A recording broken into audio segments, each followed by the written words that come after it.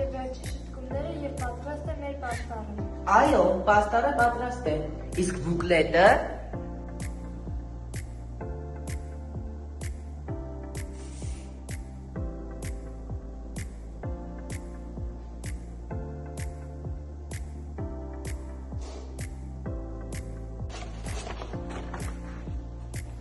Ահա պաստառը, մնաց ներկայացնենք։ Իհարկե կներկայացնենք։ Սուսաննա ջան, ես չեմ էլ կասկածով սկսեցի։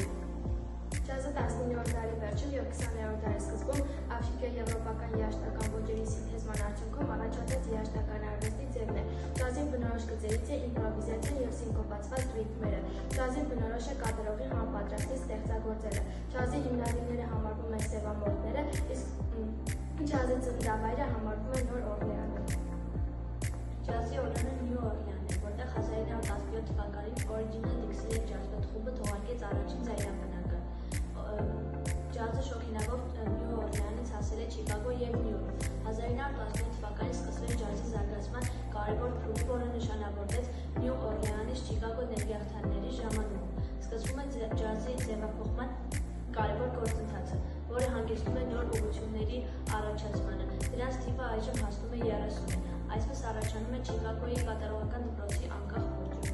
1920-ական թվականների ընթացքում, երբ ջազային երաժշտությունը դարձավ ամերիկյան ժողովրդական մշակույթի անբաժանելի մասը, նյարդաբանվեց հասարակական ամենատարբեր շերտեր։ Առաջին, աֆրիկյան ամերիկացիների կարգավիճակը բարձրացավ պայմանավորված աֆրոամերիկացիների երաժշտության, ջազի տարածման շնորհիվ։ Ջազն աշխարհահարցակային խնդիր ուղղեց, այնինչ համարվում է ներքին մշակույթ, բարձրացավ վերև ու դարձավ ցանկալի ավարտ։ Պատմության մեջ փոքրամասնության մշակույթը դարձավ մեծամասնության ցանկություն։ Ջազն ասեց նորաձևության վրա։ Դրամատական շարժումներն ու կանանց մազերը կարճացան։ Ջազը պոեզիայի վրա ասեց 1920-ական թվականների ընթացքում, ջազն ու պոեզիան միացվեցին և ստեղծվեց ջազային պոեզիայի ժանրը։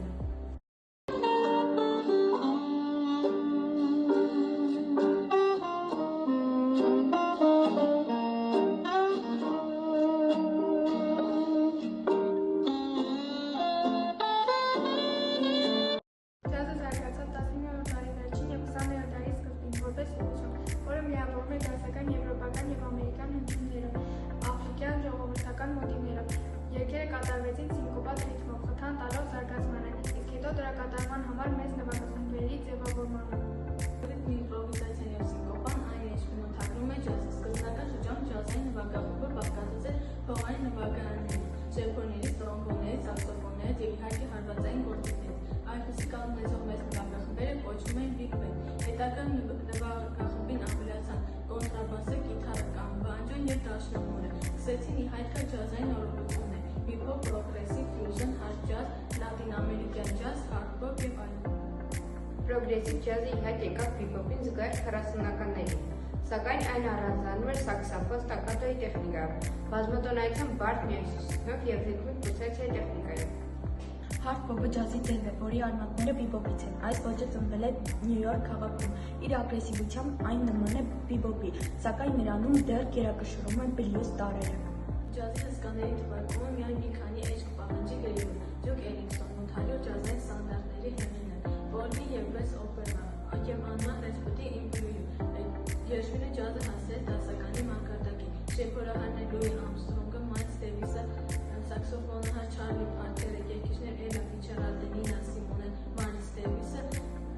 դաշնակահաներ անկրկնելի Օսկար Փիթերսոնը եւ այլն։ Դրանք շատ են եւ յուրաքանչյուր իր անկրկնելի հնչողությունն ունի։ Ջազի առաջին միջազգային օրը նշվեց 2012 թվականին։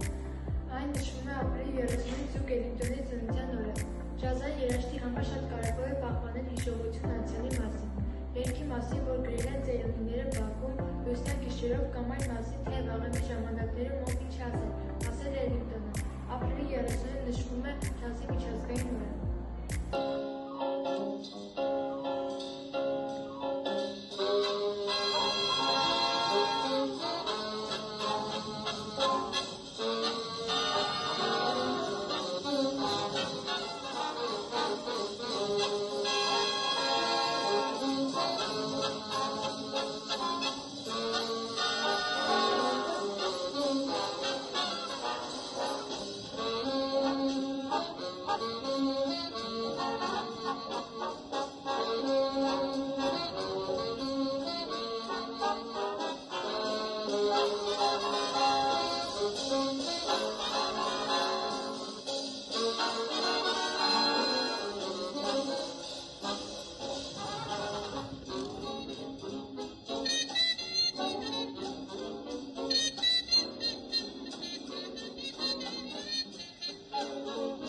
Ջազը Երևան ներթափանցեց մոտավորապես անցած դարի 30-ականների կեսերին, հայերը այդ երաժշտության տեսակը անվանեցին պարտեզային։ Երևանի Մոսկվա և Նայիրի կինոթատրոններում սկսեցին գործել ջազ նվագախմբեր։ Գեղեցիկ բեմական հագուստով, յուրօրինակ նվագացանկով պարզապես համարվել է շիկ։ Եթե անկեղծ լինենք, ապա պարահրապարակներում, զբոսայգիներում, ռադիոընդունիչներից հնչող ջազ կոչվածը շատ հեռու էր ամերիկյան եվրոպական հասկացությունից։ Իսկ հայկական ջազի դեպքում ավելանում է մի յուրահատկություն անզուգական ազգային մելոսի տեսքով, ժողովրդական մեղեդիներ և էթնիկ մոտիվներ։ Սա հենց հայկական ջազի ֆենոմենն է։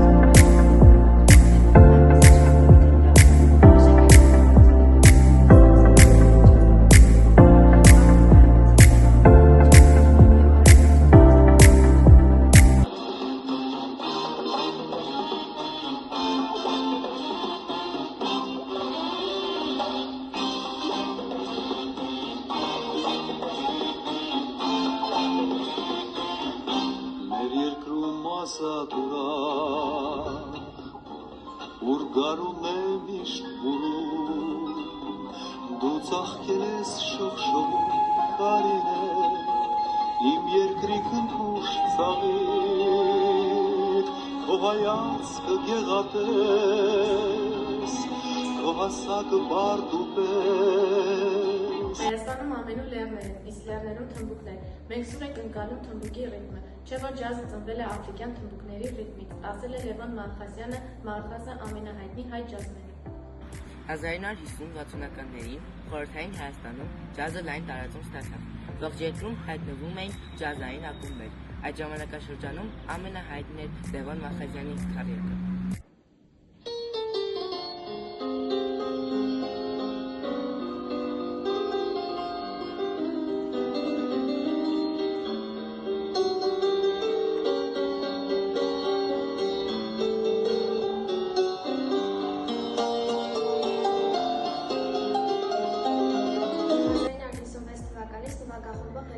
Կոստանտին Օրբելյանը։ 1942 թվականին 14-ամյա Կոստանտինը ընդգրկվել է 8-րդ օդաչուական նվագախմբում որպես դաշնակահար և ակորդեոնահար։ Կոստանտին Օրբելյանի ընդունակություններն ի հայտ են եկել վաղ մանկուց։ Երևանում հյուրախաղերի ժամանակ Կոստանտին Օրբելյանը գրավել է Արտեմի Այվազյանի սիրտը և Արտեմի Այվազյանը որոշել է նրան վերցնել իր նվագախմբում։ Եվ դրանից հետո որպես ջազային լավ կատարող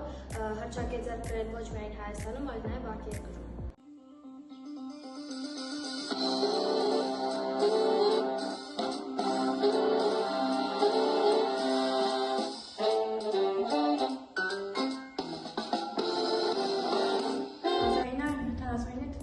Խորհրդային երաժշտության զարգացման գործում ունեցած իր նշանակալի ներդրման համար Կոստանտին Օրբելյանը արժանացավ ԽՍՀՄ ժողովրդական արտիստի կոչման։ Տարբեր տարիների Օրբելյանի և նրա նվագախմբի հետ համագործակցել են այնպիսի հռչակավոր երաժիշտներ, ինչպիսիք են Ալլա Պուգաչովան, Լարիսա Դոլինյան, Ժան Դադլյանը, Սիմոն Տերյանը, Էլվինա Մակարյանը և ուրիշներ։ Թեթևիկ Հովհաննիսյանը տասնյակ համերգներով ելույթ է ունեցել Եվրոպայում, Ավստրալիայում եւ Ամերիկայում։ Նա ունի հրաշալի ձայն եւ նրա կատարումը դյուցում է կրքի եւ սվինգի անզուգական զգացողությամբ, ասել է Ալեքսեյ Բատաշևը Թեթևիկ Հովհաննիսյանի մասին։ Այսօր ջազը զուտ ամերիկյան մշակույթ չէ։ Այսօր այն ցանկացած էթնոսի, ցանկացած անհատականության հնարավորություններ է տալիս ռեալիզացվելու եւ միաժամանակ թույլ է տալիս պահպանելու ինքնությունը։ Ջազում բոլորը տեղ ունեն, անկախ սեռից, ազգությունից եւ կրոնից։ Աղջիկներ, գիտեք, որ Թումոյում կա երաժշտության դասընթացներ, որի ժամանակ վերցնում ենք մեղեդի եւ ստեղծում ենք ակորդական համակարգ։ Չգիտեինք։ Իսկ հիշում եք, որ գնացել էինք Արնո Բաբաջանյանի անվան ֆիլհարմոնիայի փոքր դահլիճ։ Ու կտրեցինք յոդակյան ջազ տրիոյի համերգը։ Եվ մեզ ասացին, որ կոնտրաբասը այն կերպել էր անվանում։ Ինչպես են անվանում։ Հայլով բաց։ Իսկ հիշում էինք հայլով բաց անվանում։ Ես գիտեմ, որովհետև ժեստերի լեզվով սա նշանակում է քայլել եւ տպավորություն է ստեղծվում, թե իբր մատները քայլում են լարերի վրայով։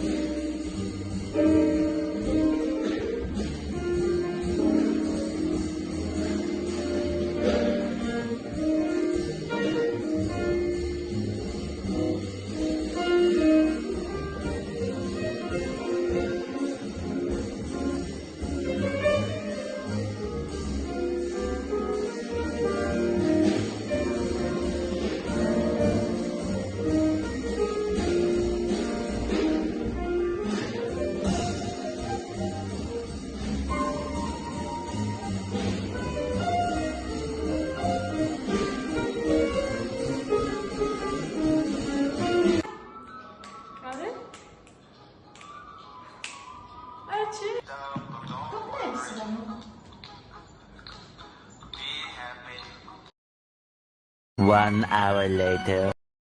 1920-ական թվականների ընթացքում, երբ ջազային երաժշտություն Նա ունի լայն դիապազոնով հրաշալի ձայն, նրա 2 hours later. 1919 թվականի խորհրդային երաժշտության